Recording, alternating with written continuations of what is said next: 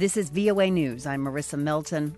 The U.S. House of Representatives is moving to the next phase of the Democrats' impeachment probe of President Donald Trump after pushing through a resolution setting its ground rules.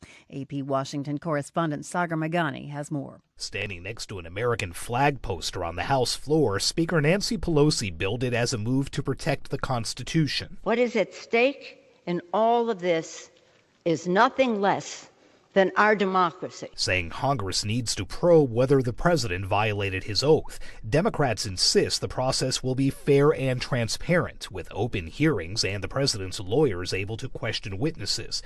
The White House says it's another step in the Democrats' unhinged obsession with impeaching President Trump, and an illegitimate one at that.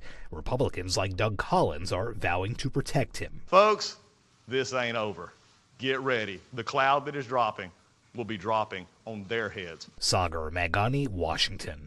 Among those voting Thursday was Congresswoman Katie Hill. It was her last vote before stepping down amid allegations she had an improper relationship with a staffer. In her final speech on the floor of Congress Thursday, she said she was proud to vote to impeach President Trump. She also said coverage of her story by conservative blogs, which published nude photos and details about her sex life, was evidence of the double standard to which women in Congress are subject. I am leaving now because of a double standard. I am leaving because I no longer want to be used as a bargaining chip.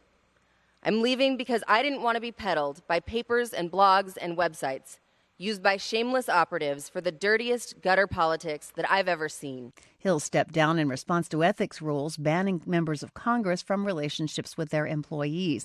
The rules were put into place as a response to the Me Too movement, started primarily by women who had been sexually harassed by men. This is VOA News. North Korea has fired what appear to be 2 ballistic missiles, according to Japan and South Korea. The AP's Charles de Ledesma has more. South Korea's military says the North has fired 2 projectiles towards its eastern sea, an apparent resumption of weapons tests aimed at ramping up pressure on Washington over a stalemate in nuclear negotiations.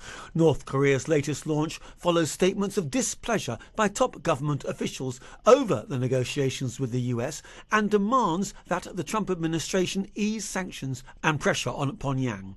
I'm Charles de Ledesma. A new contract between union members and Ford could be ratified soon. AP correspondent Matt Small has that story. The United Auto Workers says it's reached a tentative contract agreement with Ford. The union says the deal was reached last night after 3 days of intense bargaining. The UAW says it must be approved by committees of national union leaders and local officials who will meet tomorrow in Detroit before it's sent to Ford's 55,000 union workers for a ratification vote. While no details were offered, the agreement likely will mirror the pact approved by General Motors workers after a 40-day strike. I'm Matt Small. The number of U.S. vaping illnesses has jumped again. AP correspondent Shelley Adler has the story. Despite all the warnings about vaping, the CDC says just under 1,900 confirmed and probable cases have been reported in 49 states. That includes 37 deaths in 24 states. No single ingredient, electronic cigarette, or vaping device has been linked to all the illnesses. Health officials urge people to avoid vaping, particularly products containing THC and purchased off the street. Shelley Adler, Washington. India has formally implemented legislation that removes Indian-controlled Kashmir's semi-autonomous status and begins direct federal rule of the disputed area. Government forces were on high alert to prevent anti-India protests or rebel attacks. A car bomb killed at least 8 people on Thursday in a vegetable market in a northern region of Syria held by Turkish forces. Turkey's official news agency says another 14 people were wounded in the attack. At least 5 people are dead in the southern Philippines after it was struck by a powerful 6.5 magnitude earthquake on Thursday. It was the third one to hit the region this month.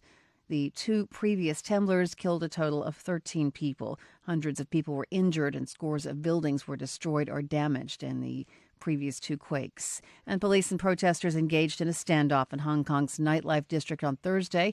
Pro-democracy demonstrators had urged people to celebrate Halloween by wearing masks in defiance of a government ban.